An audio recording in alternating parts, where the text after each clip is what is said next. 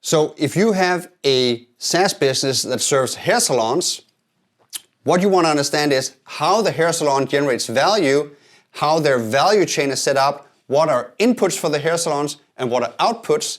And what you want to do is you want to price the output. How do you pick a good pricing metric for your SaaS business? What happens is that whenever we sell something to someone and it provides value, the point of the pricing metric is to try and align with that value for the customer so that we can say, well, we provide you with software. Whenever you get value out of the use of that software, we get paid, right? And the stronger you can make that connection, the more likely it is that the customer will agree that this is a good pricing model and say, sure, whenever I make money, you make money. So let me draw you a framework that I use to understand it. And the framework that I use is the value chain. And the value chain is like a very generic business concept, which is that every value creation happens over time in a process. So let's say that we sell software to hairdressers. And then let's say, well, how does hairdressers make money? And it's something like this. If I want to make money as a hairdresser, I need to have a few things in place here. I need to have, let's say, a salon, and then I need to have some hairdressers hired, people that actually cut hair, and then they, let's say, they cut hair on customers, and then we make the money. So this is the process where we'll say, well, if you want to open up a hair salon, you need a hair salon. And then you need to hire, let's say, like either you need to be there yourself cutting the hair, or you need to hire 1 or 2 or 20 people to do the hair cutting. Then you need to have the customers in, and they need to have their hair cut, and then they will pay you for having their hair cut. Like, it's a very simple process. Now, in each of these steps, we need to realize a couple of things. One is that this is an input, and this is an output. From the hair salon's perspective, the salon is something that they have so that they can have a place where the hairdressers cut hair, and they have the hairdressers so that the customers will have their hair cut, and the reason they cut the hair is to make the money, right? So this is the outcome. The money is the outcome. The reason I have the salon is that so that I can get here. So I have an input and then I have an output, and they are sequenced in a very specific way, where I say, first I need to get that so that I can get to the end of the value chain. This is a value chain process. Okay, now for us, when we are supplying a piece of software, let's say we have, let's say, a CRM system or a point of sale system that operates hair salons, or I have some sort of a lead generation software, whatever it is. Then I can say, well, I am now supporting this process in its entirety. I'm getting you, like, I'm operating everything, or let's say the booking system for the hair salon, and the hairdressers can log in and say that I showed up for work, and then, you know, we create the invoices and whatever it is, and then we make the money.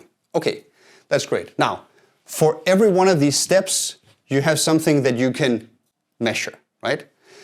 So let's say over here in the salon, you can do on the account, saying, okay, I am one customer.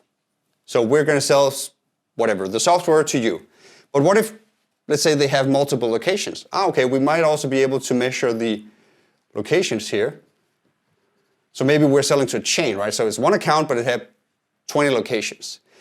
And then let's say maybe we have something like, instead of the locations, we might have intermediary steps where we say, well, maybe we measure the number of chairs, or we measure the number of square footage or square meters, like the sizes of the salon. So I have small salons, I have big salons, we can do different things here. So we can measure all these things potentially, right? And then let's say over here, when we then hire people in, we can say, well, we can have number of employees.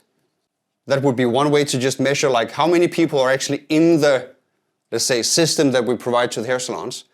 We could also say, well, they might have hairdressers, but they might also have, let's say, bookkeepers and admin personnel, like people that don't cut hair if it's a chain.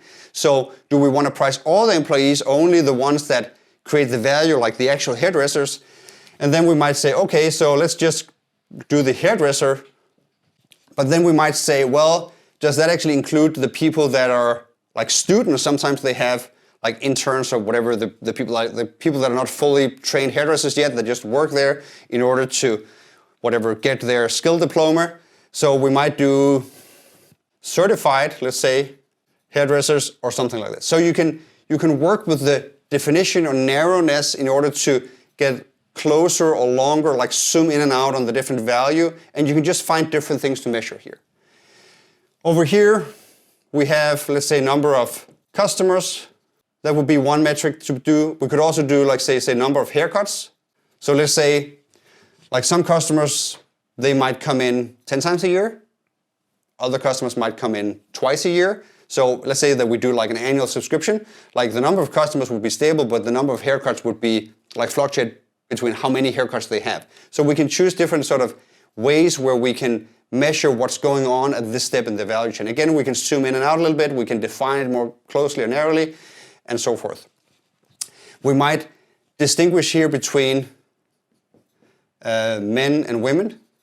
So given that women usually are priced way higher compared to men whenever they go to the hair salon because, well, they care more about their hair and it's usually they have more coloring and they have different things. Or out here, we can do, whenever we're making money, we can do like the number of transactions, or we can simply do like the dollar amount. Then the customer might say, your hair salon customer will say, well, okay, so I know that whenever I cut hair, I make money. Like this is very closely tied to this step because it's right at the end, right before I cut the hair and then I walk over and then I get their credit card and they pay me before they leave, right? So this is very closely connected to the actual money. So if you say I price per haircut, then the salon owner will say, okay, so that's actually good because I can get it on all my salons, I can get all my employees to use it, we can use it to do whatever it is that the software does. Then we cut the hair, we get the money, and then I have to pay them. So this is very closely tied. So now what happens is that you're now further back in the value chain. You're pricing more towards the end or the output of the value chain, which means that the customer will actually just see you as sharing into the value generated by the software. Because you help them here, you help them here, you help them here, and then you charge. You might also go all the way to say, well, we're just going to charge you per transaction, or we're just going to charge you 2% of revenue, or whatever it is. And then you just become a true tax on their business. You say, well, we can help you increase your business 30%, but we charge 2%. That's the deal. But the general outline here is that it's a value chain. You have inputs and outputs. At each step, you can measure different things. They could all potentially become your pricing metric. So this is usually the first step I use in order to just come up with an inventory of different pricing metrics, so different options that we can use, and then we can evaluate them based on the value to the customer and how far back it is in the value chain. There are other things that we want to consider as well, sort of as whether they think it's fair, whether we can actually reliably measure it. Let's say that they don't actually track whether it's men or women. Maybe there are some like political issues where calling things men and women is like not something that you want to get into, so maybe that's not the pricing metric that you want, and so forth. So for different reasons, some of these pricing metrics you can either you can't or you don't want to use them for the commercial purpose that you have. But generally, this outline is a really, really good first step in figuring out how to price your customers given the solution you provide. And it all starts with how your customer actually generates value. Thank you.